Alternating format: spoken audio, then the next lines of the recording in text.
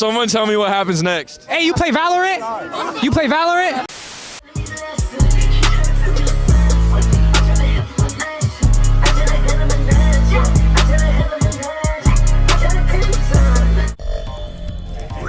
Opium is a corny ass label and the fans ruin the music. Those aren't my words though. I would never start a video with that statement, knowing full well Opium slaves would attempt to jump me in the comment sections. They jumping me! They jumping me! Ready to die behind this shit. Recently, I've been seeing the surge of opium hate and the abundance of people saying the opium label is corny. But where does this mindset stem from? Well, as you can see from the intro of the vid, it clearly comes from the way some of the fans act.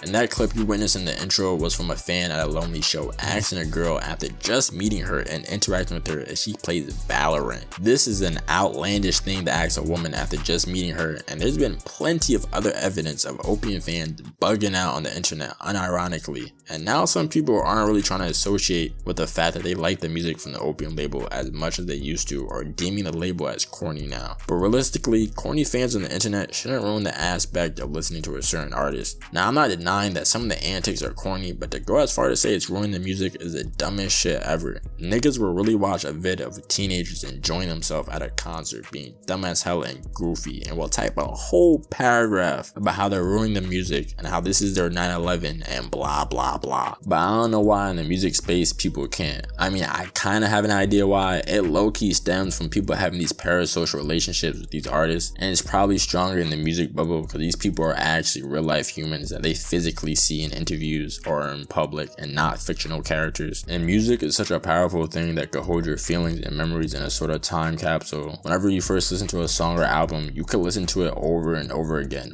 months or years later and feel like you're back during the time when your favorite artist dropped that project and you were out doing whatever moments you were creating, making the connection to that artist even stronger. So when someone starts calling your favorite rapper corny because of how their fans have been acting or the artist in general, the person with the parasocial relationship in question indirectly takes it as you're calling them corny. But obviously not everyone is like that, and I can understand how some people don't want to be lumped up with the new corny fans, since you more than likely have been bumping said artists for almost a decade. Anything popular, especially if it's directed more towards the youth, will be corny, not even if it actually is or not. It's almost like when you see them guys that are dressed like a bisexual version of a Shinigami from Death Note or a Kingdom Hearts Final Fantasy character, and everyone in the comments will be calling them corny and just mindlessly hating, not even on some funny shit, just generally annoyed, saying look at what Corny started, like he invented the color black. I would agree that he did in a way put the general public and the newer generation onto brands like Rick Owen, even though niggas been rocking that shit for a whole decade. But let's calm down with seeing someone wearing all black and saying Playboy Cardi started that shit. But it really doesn't matter all that much, because in 10 years, them saying fit pics are gonna be on Pinterest, and people that are 8 and 7 now, or the next generation of kids, are gonna be foaming out of their mouths about this period of time we're in right now, purely from nostalgia that they didn't even fully experience themselves. I won't lie though, the way the word opium has become a synonym for the word black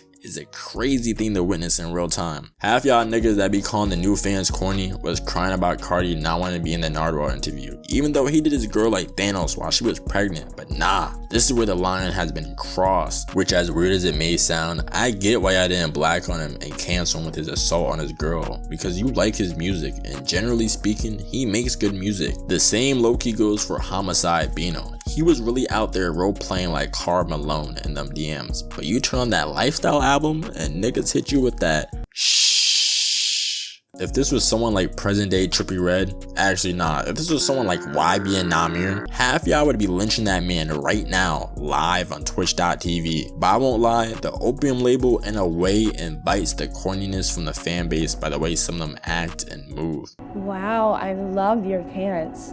What material is this?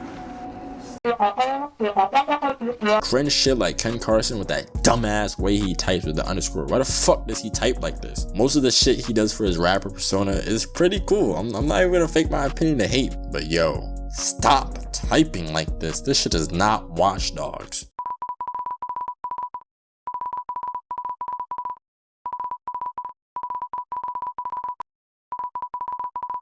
And Instead of coming off as hard and different, it low-key looks like he's doing too much and is on the spectrum. Going off of what I just said previously, when your whole aesthetic and sound is different and more on the alt side and the space you're in, which for the Opium label is obviously rap, you're gonna end up attracting more of the different, weirder fans, which is totally fine. Cause you know, a quarter of Destroy Lonely fans are probably furries. I'm not even joking. I really wish I was. You could ask a furry his top 5 songs, and 2 of them hoes gonna be a Destroy Lonely song.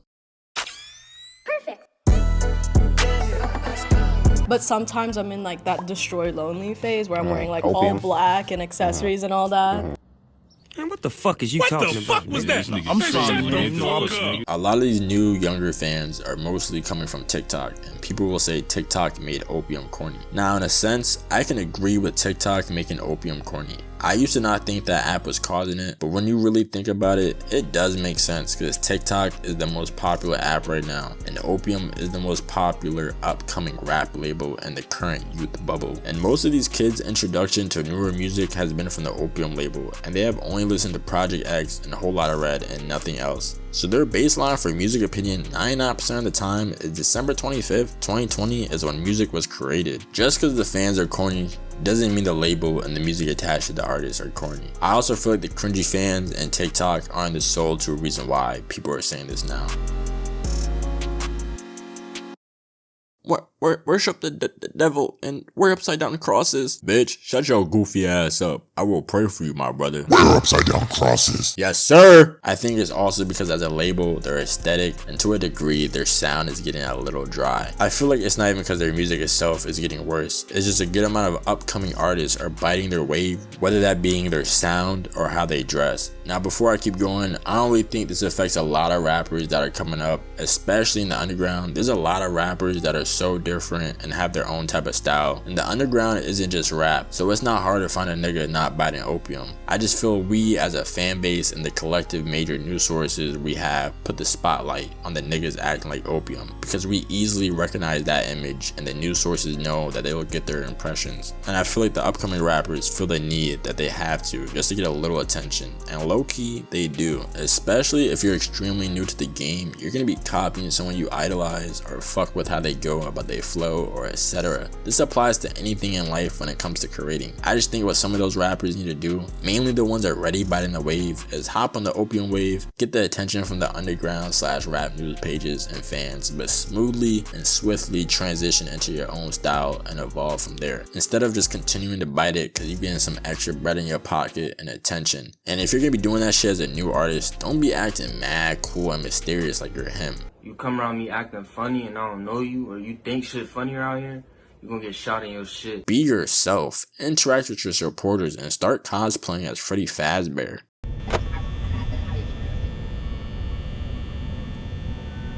But if we're gonna be real, to really fix this low-key notion going on is for Cardi to drop. Once Cardi drops, people are gonna turn into Joey Chestnut level of eaters. Shit, even if Ken Carson dropped, it would probably fix it. I think as a label, from a fan point of view, they low-key got set back when If Looks Could Kill didn't do as well when it came to a majority of fans not fucking with it, and the album not popping as much as a single If Looks Could Kill, and relying too much on the aesthetic of the album instead of the sound, which in turn made some people feel that it's getting corny. But at the end of the day, I think people shouldn't care that deeply about the fans acting dumb or how they have been dressing. It's fine if you don't like the music or the overall style of the artist, but for the fan side, most of the people, like I said before, are kids that are like 14 and younger. And like I said before, obviously if you're like 16 to 21, I can understand how you may feel ashamed because you're part of the same crowd and they're making the thing you like cringy and not as cool as it used to be. But seriously, who cares? If you know you're not cringy, why would you ever care about another person's actions that you're most likely seeing through an iPhone screen? So just let the kids be kids and have fun and enjoy this shit. Still make fun of them, of course, but don't cry about it like a baby. So with all that being said, if you didn't agree with my takes and opinions in this video, have a great day. Actually, fuck all that shit. I don't like how the video ended. I just want to say thanks for all the support on the recent vids and all that shit. I know my last 3 vids have been a little you know what I'm saying? They've been a little but I'm about to come back. I'm about to go crazy. I had to really, you know, lock in type shit. May Allah strike me down if I'm not consistent on this channel, cause god damn!